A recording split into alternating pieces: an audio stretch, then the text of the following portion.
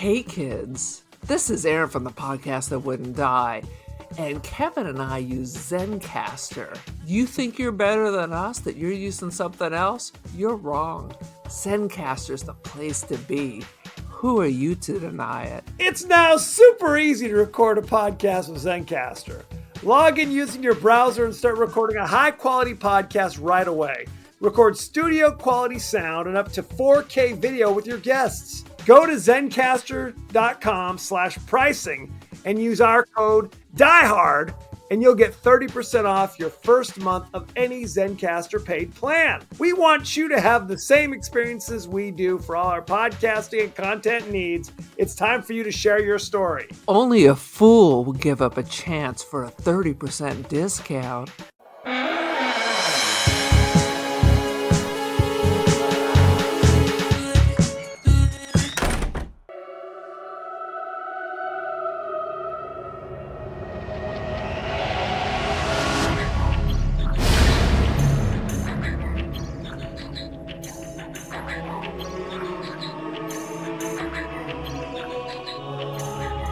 Welcome to the last episode of the podcast That Wouldn't Die. I'm your host, Kevin. With me, as always, is Aaron.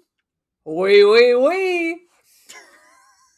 This week, we're discussing the science fiction classic, Dark City, starring Rufus Sewell, Kiefer Sutherland, Jennifer Connelly. You've got William Hurt, Richard O'Brien. It's an all-star goddamn cast, to say the least. So, good Interesting. stuff. Interesting is one way to describe this movie. Each week on the podcast, we discuss guilty pleasures and forgotten classics of the horror and sci-fi genres with a comedic twist. Aaron, what's the latest with you? I had to watch this movie twice because the first time I immediately tuned out and then fell asleep at the end. So I had to watch it all over again the next day, where about the same thing was going to happen. I didn't fall asleep this time, but I did immediately slide over to TikTok and go, oh shit, what happened at the end? You're welcome, is all I can say. I was laughing because it was back to back with Jacob's Ladder to Dark City of movies that are confusing bullshit. Dude, it makes Eraserhead seem so clear and linear. It does indeed. It does indeed. So what else is going on, Aaron? I didn't win the lottery, so No. I will continue in the field of education. How's that? Yeah, that makes My sense. day is filled with large periods of rotting, followed by spurts of activity. Only so I can go back to the rotting. So your corpse is rotting, is what you're telling me. That's the dream. I often have said, and I'm sure I've said it 30 times on this podcast, that the pandemic wasn't so bad for me. I didn't mind it. I kind of like just chilling at home, watching movies. I sat in the jacuzzi for hours each day. It was good times. I had no stress. I had no, well, except for getting COVID. I was afraid of that, but that's bad. I slept like a baby every night. I didn't have to worry. I could sleep in. I didn't have to worry about being late for work. It was a beautiful adventure. Yeah, and as a teacher, it's like if a kid was being kind of mouthy, mute, then I didn't have to deal with it. I didn't have to bother another teacher. Would you take this kid off my hands for a few minutes? I didn't have to talk to the administrators. Mute. Good times. I like that your kids were mouthy. Basically, I had to put a gun to my kids to make them say anything.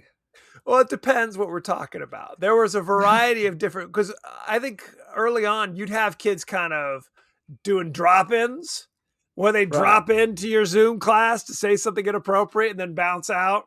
So we had that. That was a classic. Classic move. It was ding dong ditch. Yeah. So there were things. I also muted the chat function because I didn't want any sass there either.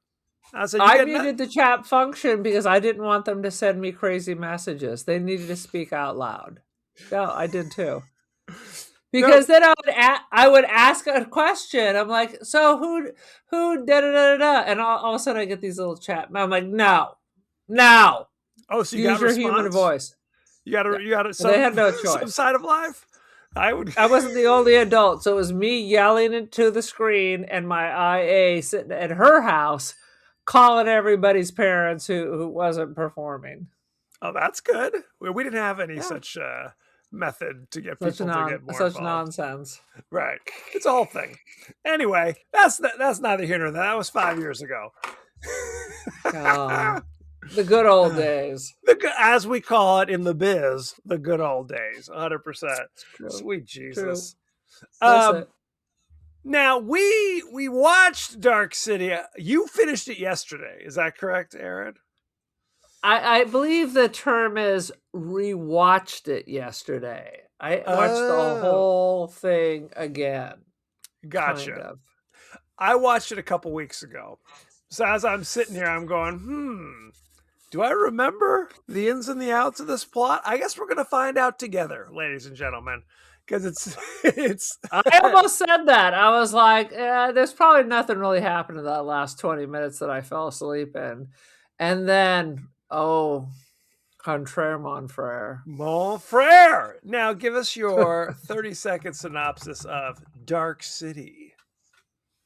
Oh my God. The dude from Man in the High Castle is living in a dark city where eventually he becomes God. And Richard O'Brien Riff Raff from Rocky Horror Picture Show pops in to stir up some shit. And quite frankly, he's not a bad actor. And he has worked a lot. Define a lot. Phineas and Ferb. Okay, that's something. He was in something that I feel like we reviewed because he's been in a lot of stuff. He has. If he's not in full riffraff regalia, it's easy to miss that that's who we're talking about. It's true. In fact, I remembered after it was over, so I made a point of paying extra attention when I had to watch this movie for the second time. And then I was like, oh yeah, that's totally him. Totally him. Yes. He's prominent. He's not just some background actor. No. He's arguably the antagonist of this movie. Absolutely. It's Rufus and Richard. It's the Rufus and Richard show. I remember when this movie came out where Rufus, who was not somebody I knew on sight, I'm like, there are people in this movie that I recognize. And then the main character is a dude that I don't think I was familiar with at all. And they did that in the 90s from time to time, where it's like, here's a guy we think's going to be big, so we'll make him the lead, and then things happen. Are you talking about Rufus or William Hurt? I'm talking 100%. We've talked about William Hurt is in this movie for some freakish reason. We've talked and about, I kind of take back my William Hurt hate from previous episodes. That might have been a hangover from Scanners or what was it? Altered States. Scanners. He was an attractive fella. He was a handsome He is dude. monotone. He is monotone. Yes. Am I right? Or in the 80s, he was a handsome guy. But even when he was winning Big Chill, he was winning Academy Awards up the yin yang. And at the time, I was like, is he a good actor? I'm not so sure. Because we talked about... Is he better than Costner? Yes. Is he that much better than Costner? Not sure. He's maybe just more attractive. Here's it's the blondes. I don't care for the blondes. You don't care for them. It's often been said, even though most of our family, blondes. Interesting. Doesn't count. Most of our family may be blondes, but if they couldn't go to the salon, they would not be. Well, now they're mostly gray, but in the prime of life, it was blondes as far as the eye could see, Aaron. Let's be honest. Let's call a spade a spade. Go ahead, brother. Anyway, what I was going to say is that William Hurt, and we've talked about this before, that I think it's hard to act like a normal person on camera. Just acting, I'm not even saying you have to be Meryl Streep. Just putting two words together in front of a camera and have it sound natural is not easy. Just It's not that as much. easy as you think. Not as easy as Even you think. when I did the audio drama when I was Mr. Pink in the women-only version of Reservoir Dogs, That's correct. and I did not rehearse at all because I took drama in high school and I figured this would be a piece of cake.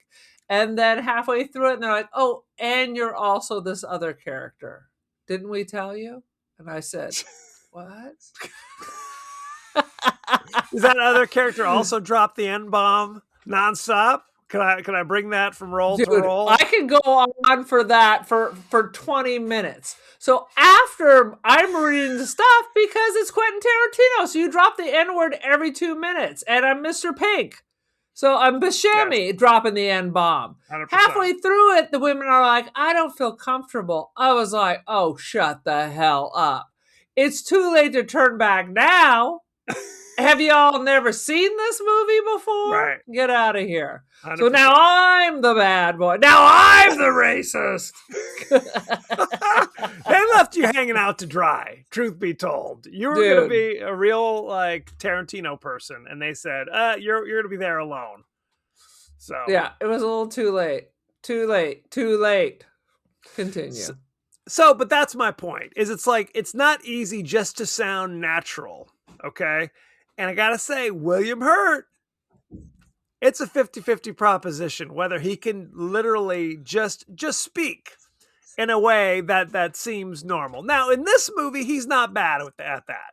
But in his heyday in the 80s, when he was winning Academy Awards, I was like, whoa, what's up with that line delivery? It was like Al Pacino meets Jeff Goldblum, and where he it's does that kind not of craziness. emote. That's he an just issue. kind of talks in a monotone way and looks at you sorrowful.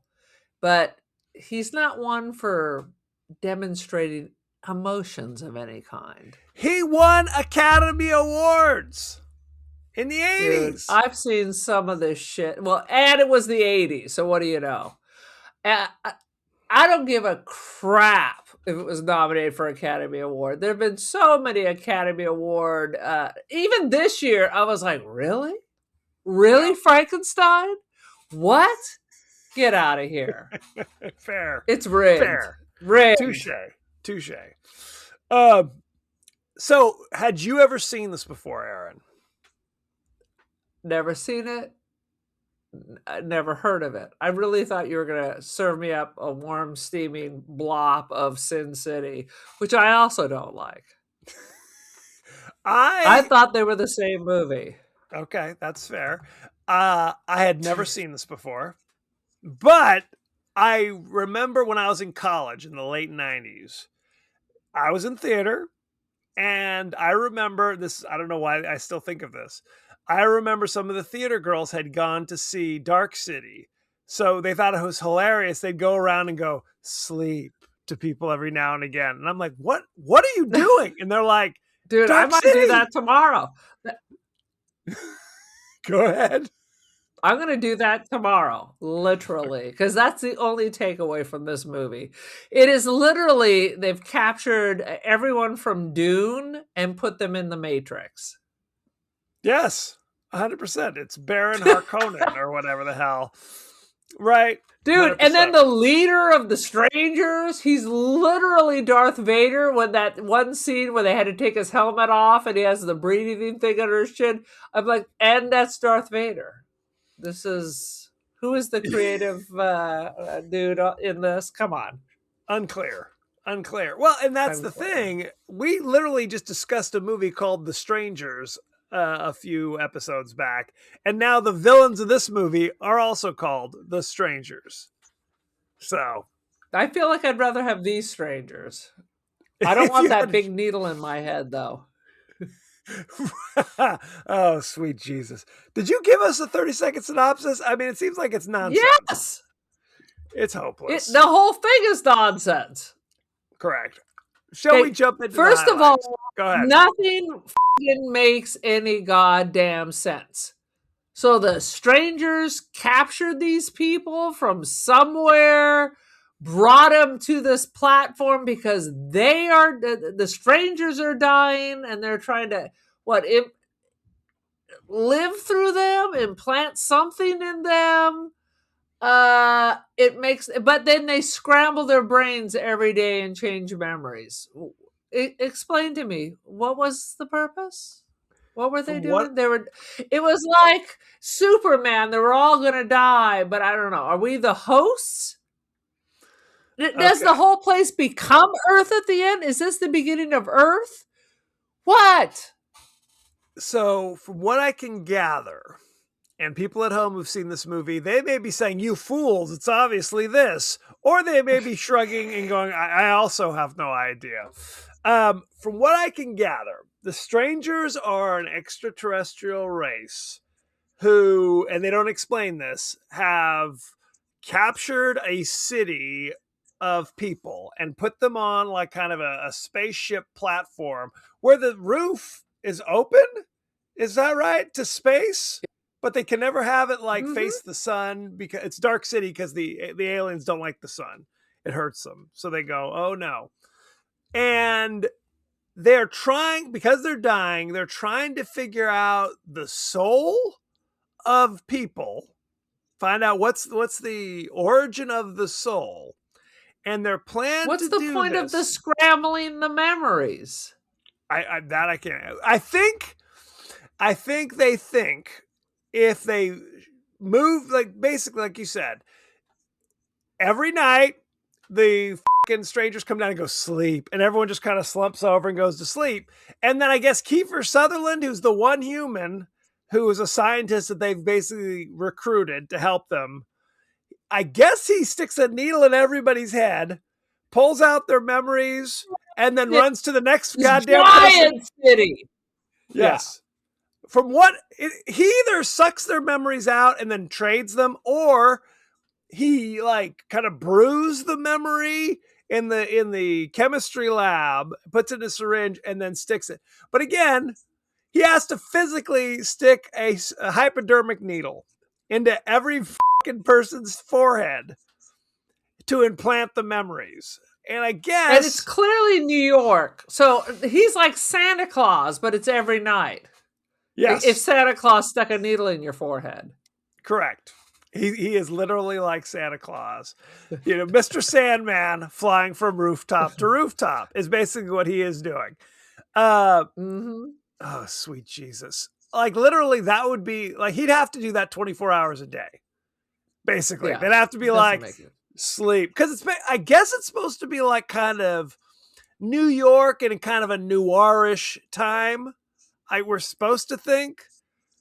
God damn it! So like 30s, 40s New York, something like that. Like that's the vibe they're going for, while also kind of including this weird extraterrestrial thing, because the dudes do look like the Cenobites meet the Matrix, essentially. Yes. And they wear fedoras sometimes and shit. It's the Cenobites meet Dune meet the Matrix. Correct. 100%. Where everybody's got to wear a leather gown. Yes, it is. It's like a muumuu, a leather muumuu they have to wear around town for some reason. And I God help us all. So, is it because the aliens hunted all their cows to extinction? That's why they had to move on, because where are they going to get their leather outfits after that? Yes, that's the subtext of the movie. They have to find a new... So they need more cows, more cowbell. I gotta have more cowbell. So, in addition to their abilities to just go sleep and then people fall asleep, they can also do, and there's a term for it that just jumped right out of my brain. They have the ability to change reality with their minds and shit. So buildings move and such. Correct. Every night, while people are passed out and Kiefer's jabbing them with needles in the forehead, they, for no reason, use their reality shaping abilities to kind of change like the landscape. Like the skyscrapers, some get bigger, some get Buildings bump smaller. into each other. Yeah, Right. nonsense for no reason. Who knows why? It's unclear why this is necessary. Now the movie Nor will it begins. ever be clear. And no, if you're waiting for a big explanation, keep waiting. Yeah. The movie starts off because Rufus Sewell has woken up and he doesn't have any memories. Doesn't know shit. But he also kind of intuitively has those same kind of reality shaping abilities. And that shit is never explained. I think they say, like, Kiefer says, like, well, maybe he's the next step in evolution. It's like, how? It's the same body. It's the same person. You've changed his memory. You didn't change his body. The Unclear. only way it could really happen, it has to be Kiefer Sutherland. But why isn't he doing it to everybody? Kiefer Sutherland, later in the movie, because he's working for the evil aliens, but kind of under duress. It's like he also doesn't want to help them, but he's kind of stuck. He also, I guess, lost all of his memories. Like they agreed, like the aliens agreed not to put him to sleep, and they made him erase his memory. Yeah, but they made him erase his memory. So Kiefer. Well, then how come it didn't erase all the science parts? Unclear. Questions that will never be answered. How did all these people get here? Right? That will never be explained. Why do we have to shuffle their memories? That will never be explained. Why is Rufus Sewell, like, why does he have superpowers as well? And how will discovering what a soul is, how will that help the longevity of the crazy pale freaks? Unclear. Honestly, I thought the whole idea was to hollow the people out so they could inject themselves in there. But no, that wasn't it. So they're still dying, but we're just one last science experiment? Yes. That's basically unexplained. Unexplained. So, and that's the thing. He's woken up in this kind of noirish kind of thing where it's like, you know, he's Philip Marlowe or Sam Spade or somebody. Where it's like everybody, but not in a good way. But not in a good way. We'll go to the diner and, like, I don't know, some girl in a hat will, like, kind of flirt with him a little bit. And there's Jennifer Connelly, who's allegedly his wife, who's like, honey, you don't remember? And I guess they're saying they aren't really married. They just have the memory at this moment. They just have the memory of having been a couple. And here's the other thing about that. Clearly, they're not changing their memories every night because multiple nights occur and William Hurt is still William Hurt. Jennifer Connelly is still Jennifer Connelly. Everybody else is still and lest we forget, there's a serial killer loose in the town. Correct. They were doing an experiment on Rufus. Allegedly, this was their plan. They were going to frame him, give him the memories of a serial killer, and frame him for the murders to see if he would just say, well, shit, I guess I better just keep on killing people. Because I guess I'm a serial killer. I might as well just do that shit. I have a memory. I mean, I'm in for a penny, in for a pound. So might as well just start stabbing people, I guess was his thing. But they never got to test it out because what happened? Kiefer's about to stick him with the needle, and then he gets, homie does a little sleep shit with his fingers as well, and Kiefer gets distracted and he drops the syringe. So now he's roaming around with no memory. This fucking movie. The only thing I like is there's a tiny little stranger called Mr. Sleep who whispers things in the giant's ears. That's the best part. He looks like a little Fester Adams, who like whispers. Yes, they often did that where it's like homie's like in an alley turning around going, oh my God, somebody's chasing me. And you'll see one normal sized person, one really tall person, and one little short person all wearing like a black duster and a fedora, like chasing him. And he's just like, I guess I'm running. I don't know who these guys are, but I guess I'm running. Because who knows? Because There's they're little not baby running; Fester. they're like flying. Little baby Fester is flying along. Who's got like fangs and shit. Yeah, that was good times. Oh God, Oh damn it. yeah. Mm-hmm. Here's a Mm-hmm. question for you.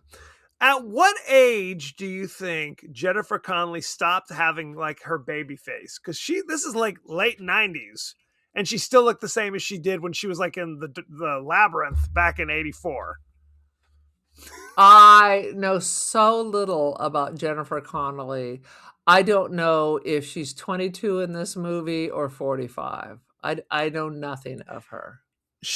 I'm trying to think when it was, because it wasn't a few years later. She was in like A Beautiful Mind with Russell Crowe, like probably 5 years Right. later, and then she An looked like an Academy adult Award. woman. Yeah. She looked like an adult woman in that one, whereas this one, I mean, a beautiful lady, but looked very young. Beautiful lady. Yeah. She still had like really soft features. Right. I She think in did. Hollywood, though, once you hit 30, they expect you to strip down to sinew and bone. And now she's playing adult roles. No, seriously. Because in this movie, she kind of looked like Demi Moore in that last Demi Moore thing where she still had like a baby face. Right. I agree. Later on, Demi Moore is down to, bone and Slim Jims. So She's the substance, is what you're saying at some point. she's the substance. Interesting. Nothing but sinew and bone. And Well, that's again, Hollywood for you. They that expect is- you to be razor blade thin. It's true. But in the I mean, 80s, it was still okay to have like a baby face. well, she was young in the 80s. She was like a teenager in the 80s. You could be a teenager and have baby face Dude, features. look at those girls from whatever, Wicked. They don't even have sinew. It's just bone. No, Those are that's a adult thing. women. That's a thing. Well, and again, Ariana Grande, it's like she looks, I mean, honestly, I saw Wicked for Good. She looks like she's 14, but like, yeah, an emaciated 14. She looks young as And hell. you would be shocked because, as they say, you look heavier on film. So imagine what she looks like. I remember, this is going the old timey, but I remember running into Ed Marinaro back in the Hill Street Blue days. And he was a football player, and he looked normal on TV. And you could tell they're much thinner in person. For some reason, it's like their thinness in reality plays as just normal. You like when they're on screen, but you're absolutely right. It's like every actor you see, unless they're comically heavy, are like really skinny. They're really thin. They're much thinner than they appear when you see them in person. 100%. 100%. And the people who you think of as like heavy, if you saw them in person, you'd be like, are normal. It is, because the camera does. It's like the big joke is like, hey, the camera adds at 10 pounds. It's like, well, how many cameras are on you then? My goodness. Because, that is a crazy thing. That's neither here nor there. Anyway, what else we got on this? Anything? Dark City? Not a goddamn thing. He's running around. It also reminds me of Total Recall, where it's not his wife. And then he goes to people who he thinks are, like bits of his memory are coming back. So he goes to people who he thinks are friends to get information, and they betray him. This is like bits and pieces of more popular movies, or smashed together to try to create something. I'm kind of a mind. It's not original enough. I feel that if your movie is kind of predicated on a big mystery, that when the mystery is revealed, it needs to be clear what the mystery is. It needs to be like, light bulb, right? It should be like, okay, now it all comes together. Like Memento. At the end of Memento, you're like, 100%. At the end of this, you're not like, you're like, what? Right.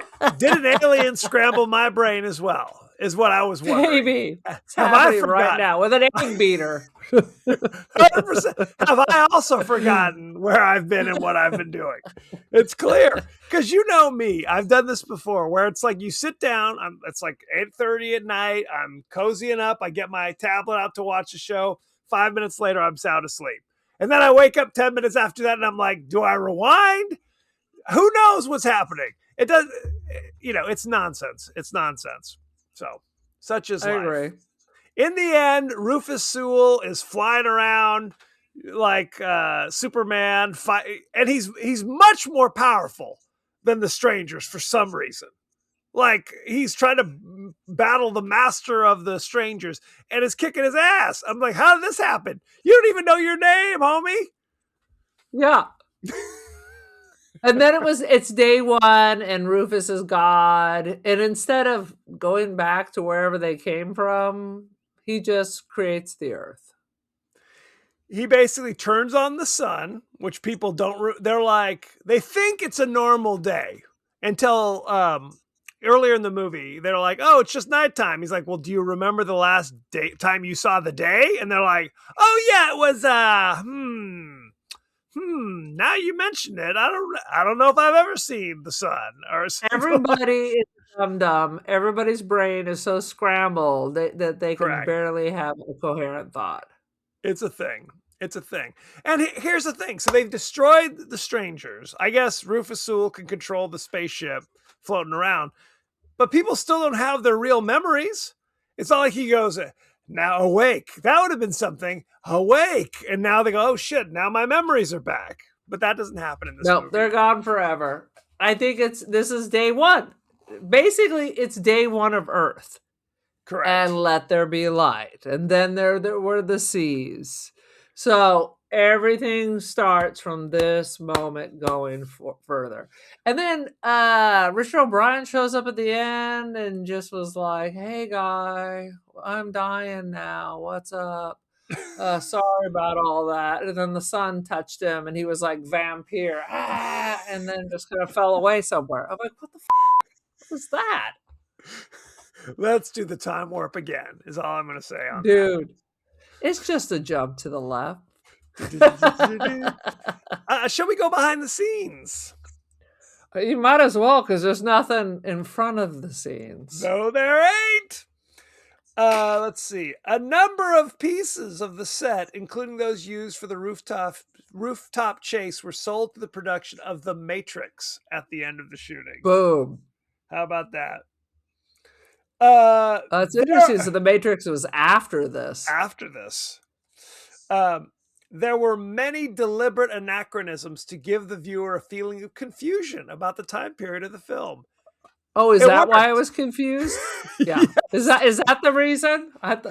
Okay. Yeah.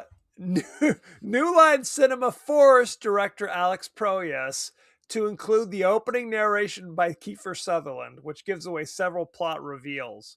The director objected to it, saying it was unnecessary, and he subsequently removed the narration from his director's cut, which I'm sure is unintelligible. It's like, I always say, Blade Runner. Blade Runner without the voiceover is boring. It's tedious. It's tedious.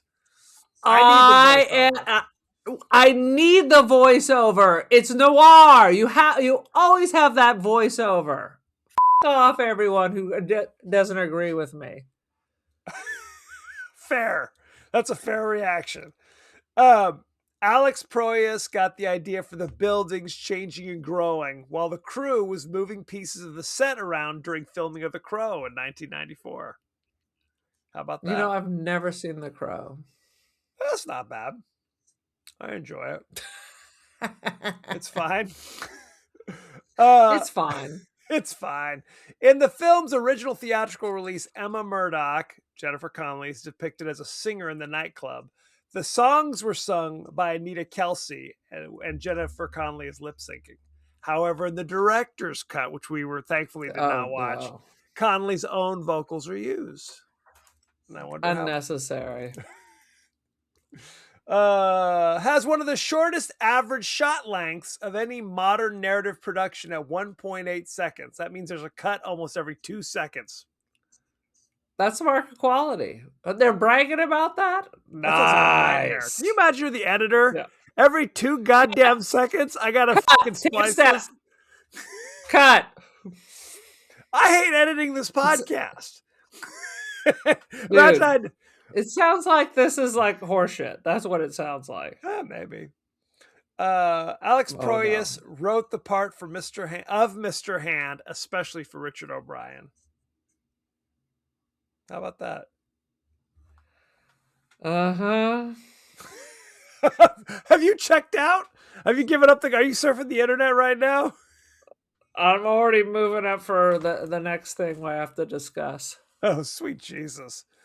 Some have asked Alex Proyas why the strangers didn't get rid of Walensky, the former investigator who went mad and who knows something otherworldly is going on earlier. The director points out that leaving him the experiment was something of an experiment in and of itself to see how Walensky would react and how people would react to him.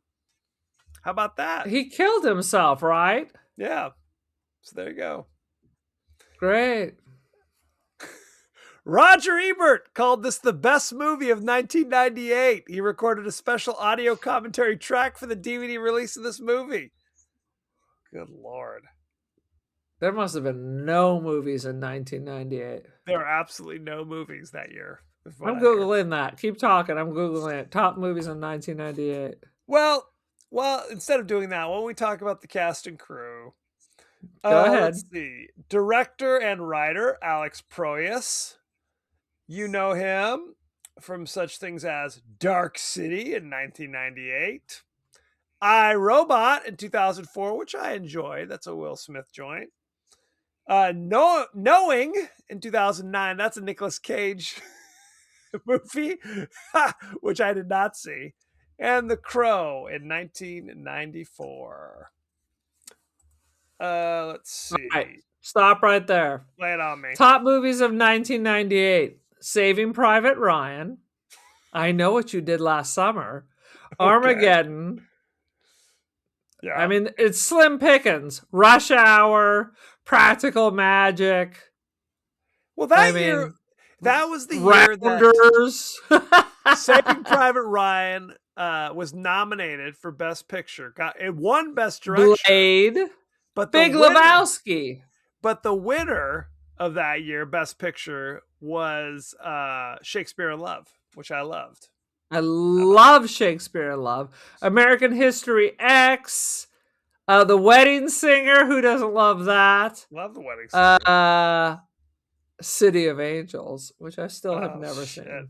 Let's talk about the cast, shall we? This is not one of the best movies of 1998, is my point. Roger He called Ebert, it come on. The best movie. not one of the best.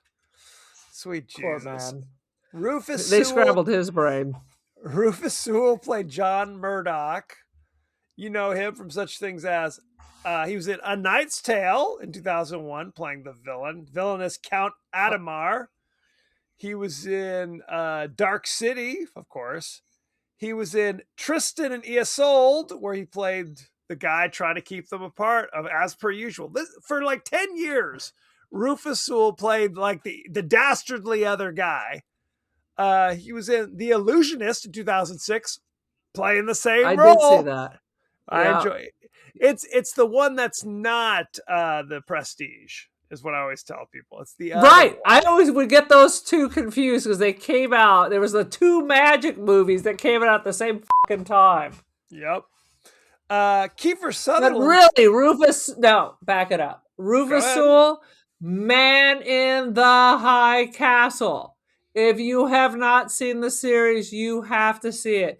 He is a Nazi and he has this whole amazing arc. It is an amazing series. I read the book too, and Philip K. Dick kind of gives you an outline for his stories, and they just did an amazing job with that. Man in the High Castle. Go see it. He's on The Diplomat right now with Kerry Russell on Netflix. So there you Bad guy, good guy. Ooh, interesting question. Maybe a Are you little not of this, watching little it? of that. No, I am. He's right. a complex character. Let's just say that. Let's And see. he does that very well. He's good. He's even He's doing it in he's a American good accent in actor. this, and he's not bad at all. No, he got typecast. He was kind of like how Colin Firth was always the evil guy early on, and then kind of Was transitioned. he? Yeah, early on he was Oh, always the Circle of Friends. Circle of Friends. He was the bad guy, and then he 100. became Mr. Darcy. He did. He was the bad guy in Shakespeare in Love. He was You're always the right. bad. Yeah. Kiefer Sutherland played Dr. Daniel Schreber. You know him from such things as 24, 192 episodes of 24, which I enjoyed actually. Never saw it. He was in something called Mirrors in 2008. He No. was in Phone Booth playing the caller in Oh, 2002. do not know. Something called Melancholia in 2011. Ringing any bells? I have a touch of the melancholia today, You do. but I took Ennui. some aspirin. That'll clear it right up. A little penicillin. Dude, are you forgetting what his top production is? I'm not. I just read what IMDb says. What would you like to add to it? Oh, now I'm having a brain fart. What's the vampire movie he Lost was in? Boys. Lost Well, he Boys. was a lost boy. He was a sweet little baby Jesus in that too. He was very cutie patootie. Kiefer Sutherland is really kind of the poster child of somebody who was big in the 80s, end of the 80s. Into the 90s, he was still kind of hanging around, Flatliners, a few other things. And then it was just like the curtain dropped. Boom. And suddenly he's if you watch A Time to Kill, he's like fifth Klansman. And you're like, what? Why are you taking this role? But you got to take what you got to take. Bill's got to be paid. Bill's got to be paid. It wasn't until 24 came out in 2001 that suddenly he was like a successful TV star. And that kind of helped him kind of get back into the movies again. I don't know what his issue is. Perhaps he is difficult to work with. I don't know. I feel like he should have been working more. Unclear. Jennifer Connelly played Emma Murdoch. You know her from such things as A Beautiful Mind in 2001. House movie. of Sand and Fog, 2003. I don't know if I saw that. That sounds like something I might have seen. She was Betty Ross in 2003's Hulk. How about that? With Eric Bana. Is that the one with is that the one where it had the Led Zeppelin song with little tiny Hulks zipping around? I don't think so. Maybe that was Ragnarok. That was the good one, and that was not. That was the good one. She was in Requiem for a Dream in 2000. How about that? She picks fancy name movies. She does. Obviously, she was in Top Gun Maverick. She was in Labyrinth. Didn't say that. She was in Phenomena. The Giallo. That was Argento's Phenomena. How about that? Back in the Did we already watch that? No, add it to the list. Boom. I think it is on our list, as a matter of fact. Should be. William Hurt played Inspector Frank Bumstead. Good Lord. God, what a name. You know him from A History of Violence in 2005. Lost in Space in 1998. Oh, come on, brother. That's not a good choice, William Hurt. That was not a good choice. Altered States in 1980. And, of course... That's a freak show. That is absolutely... And we've done it on this show. In 1987, he was in the immortal classic Broadcast News. How about that?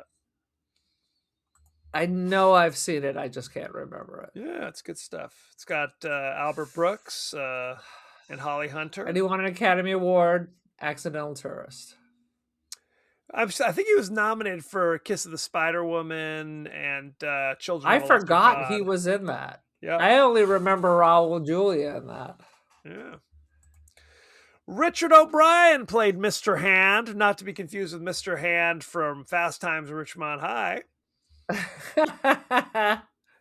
You That was know my him. favorite Martian. That's right. Ray Walston. You know him from the Rocky Horror Picture Show in 1975, playing Riff Raff, a handyman. Yes. He was Mr. Hand in Dark City in 1998. He was in the spiritual sequel to Rocky Horror Picture Show, Shock Treatment, in 1981. Which I've never seen. I haven't seen it either. It's not real high on my list, though, if I'm being honest. I might push it up. He was in Ever After, a Cinderella Story in 1998. I did not see that. I remember hearing when that came out. That is amazing. You said Phineas and Ferb. He was in 102 episodes of Phineas and Ferb. I cannot believe this. Good grief. That's about it. Let's look at the rating, shall we? Let's go. Dark City currently has on Rotten Tomatoes 78% certified fresh. Do you know what the audience picked for it? 68. 85. Oh. Boom! Boom!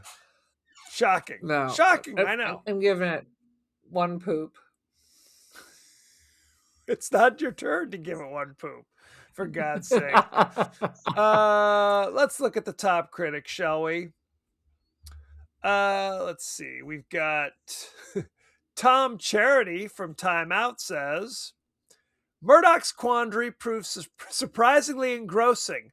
The art direction is always striking, and unlike most contemporary sci-fi, the movie does risk a cerebral approach, tapping a vein of postmodern paranoia. How about that? I was going to get a cerebral hemorrhage. How about that? If only. Am I right? Nick Shager of Lessons of Darkness says, an unsettling depiction of reality as elusive and ephemeral. B+.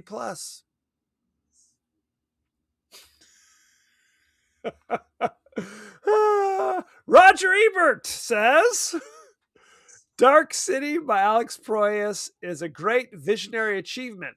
A film so original and exciting, it stirred my imagination like Metropolis and 2001: A Space Odyssey. 4 out of 4. What? What? Yes. Oh my God. Did we see? There must be a different movie of the same name, right? Is that the confusion? Well, if there is, I'm not going to find out, right? I'm not going to start watching other This is Dark exactly Cities. Like 2001. Yeah, absolutely. He's right up there with Kubrick. He's right up there with Kubrick. It's often been said. I mean, I'm not that big of a fan of 2001, but please, let's not compare these two. These are in two different orbits, two different universes. For God's sakes. For God's sake. In the name of the Father. Let's talk to our resident in-house movie critic, AI Rex Reed, and see what he has to say. Let's go. Dark City is a brooding noir nightmare where everyone whispers, the sun never rises, and the plot folds in on itself like a philosophy... Like I'm having an episode. Like a philosophy major who just discovered trench coats. How about that? Sweet. How about that? Thank I you. apologize, AI Rex Reed. AI Rex Reed. Oh, yeah. He's outraged. And this is why AI is not ready to take us over yet. I'm having, episodes, evidently, just reading it, for God's sake. You can't read on a Monday. You know that. Sad but true. What is your rating, Aaron? I am going to rate this confusing ball of nonsense a 2.5 out of 5. Boom. I will not watch this again. It is just confusing nonsense. It makes no sense. No amount you know what? No amount of art direction and sets are going to fix this. I mean, don't get me wrong, because I have to watch all those fucking Keanu Reeves movies just because they're just so gloriously beautiful. Not the case. Continue on. Two and a I half mean, out of five. look, I'm right there with you, but I'm frankly shocked you said 2.5. You love all that David Lynch shit, or Lost Highway, or I Mulholland do. Drive, where it's I like, do. what does this mean? What does it all have to do with anything? I'm big on plot. I like to know that there's a plot somewhere buried in a movie. And this, too many questions. I don't like unanswered questions. I'm out. 2.5. I feel like David Lynch makes his film a certain way deliberately. Yes. I feel this confusion is not planned. It is people just not keeping their eye on board. Fair enough. Fair I think enough. it's just sloppy. How about that? It's who knows, man. It's one of those things where it's like, was this a choice to make it deliberately opaque, or is this just bad filmmaking? Unclear. How does someone not read the script and go to the end? They're like, so why did they do this? Are they so enmeshed that only people on the inside are reading the script, so they're just all feeding off each other? Didn't an outsider ever read this and go, this doesn't make any sense? I'll tell you what, me watching this movie, every time they went sleep, I took them literally and I took a little nap. I said, I'm out. That was That's it. it. That is the best part. Little Doctor Sleep. And I wonder if that's where Stephen King got the idea, because this would have come before that. And go to sleep, because the kids, they're already getting on to my Caesar Milan stuff, where I go and whenever they're talking, they're So like, now you're just I gonna know roll what with you're them. doing, miss. So now I'm just gonna wave my hand, sleep, sleep. Actually, they'd like that. I can't do We would all that. enjoy it. I've often said it's like, Mr. Doherty, you shouldn't send kids out of your room when they're misbehaving. They want that. Well, I guess we both get what we want then. We both get what we want. Good Lord. Anywho, any last Oh my thoughts on god. Dark City before we move on with our I'm lives? not gonna give it another thought. Boom. There it is. I've already forgotten it. Maybe maybe the Where strangers are am making I? me Where lose am my I? memory. Right. 100%. So thank you very much. We're all across social media. We're on Blue Sky, we're on Threads, TikTok, Instagram. You can also watch us at YouTube if you're so inclined. You You can can. you can indeed. You can email us the podcast that wouldn't die at Gmail. GL. We are on Apple Podcasts, Spotify, anywhere the finer podcasts are available. So don't forget to like, share, rate, and review. Won't you? Won't you please? Aaron, what is your social media situation? I have much media.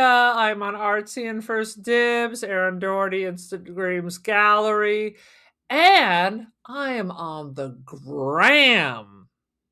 The Cult of Aaron. Join the cult. Boom! As you know, we Boom. like to see what our friends and family have to say across the social media landscape. Aaron, what are the streets saying? Zombie Gangs made a comment about The Strangers, that the first one's the only really good one. But Fair. I have to say, I don't really like the first one anyway. Brr. Okay, I don't so you're like not any rushing of out to those. see all the prequels and No. sequels and I'll let you do that. I'll let you do that, friend. You can do where they do watch you all 95 of The Strangers. why not? After this 95, are they strangers? Aren't they your neighbors or your friends now? At least acquaintances, right? At some point, they become acquaintances. Yeah, Colleagues. 100%. Next week, Ah, we're discussing the horror classic, The Hand That Rocks the Cradle. It's important because there was actually a remake that came out last year. We're talking about the original 1992 classic. Rebecca De Mornay. Who was a stone cold fox back in the day. Love me some De Mornay. and remember Um, who her father was you from always old tell me Orange that. County What's his TV. name? What's his name? Tell me Wally again. George. Wally George.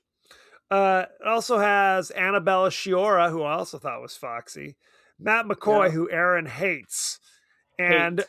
and Ernie Hudson from the Ghostbusters, which I don't even remember him being in this. So good stuff. Yeah. He's the How do handyman. and he is great. I've often And the said dude who plays Q from Next Generation. correct. He's touching people In who a shouldn't be very touched. unlikable role. Yes, you don't want to play that role. Honestly, No. it's The like gynecologist with the wiggly fingers. you don't want to. Frankly, it's like you don't want to be the dude in the herpes commercial where it's like I've learned to live with it thanks to Bleezablom. Anyway, you don't want that either.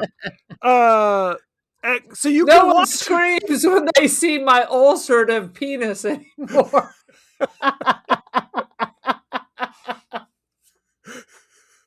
That is very upsetting when that used to occur. No longer do I have to suffer the embarrassment. Ulcerative. Yeah. Good use of the word ulcerative, by the way. Oh, God damn it. If you have the Criterion collection, then you can watch it for free. Otherwise, you're paying full freight. What? $3.99 on Prime, $3.99 Apple TV, $3.99 on YouTube and Fandango at home. But here's something: if you're so Yes. inclined, you can actually buy it for $4.99. Is it worth that extra Dude, dollar? It might be. I've seen it at least half a dozen times. I believe I have it memorized. If you want, I can make you a graphic novel out of scribblings. Could you just act it out for me, Aaron? Can we do I could. live reading?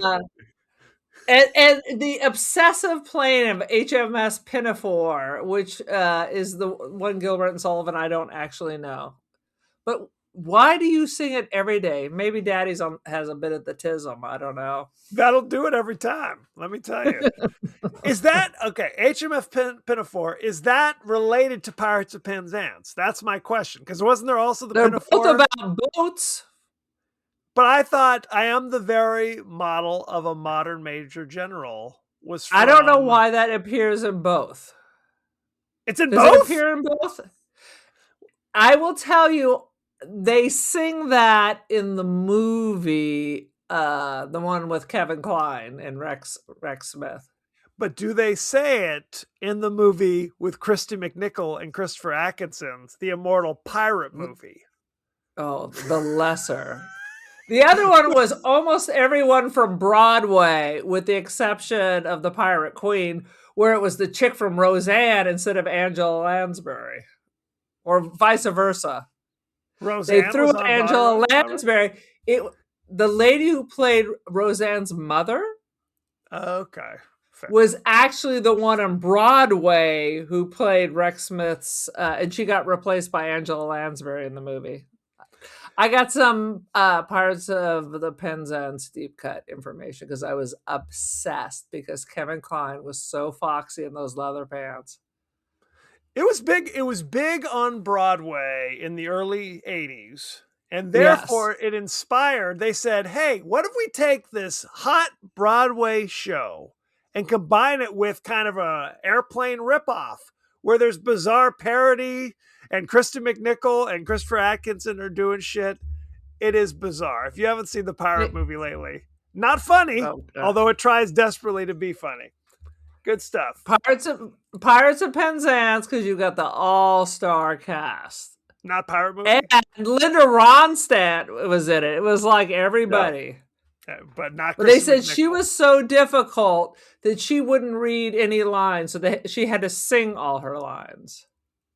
She has a beautiful voice.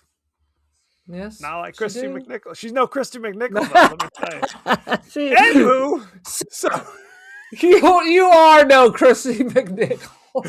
I know Christy McNichol, sir, and you are no Christy McNichol. Anywho, so send in your favorite scenes, favorite quotes, comments, and questions about The Hand That Rocks the Cradle 1992, and we may talk about it on the show. So thank you very much, and be well. Be well, children.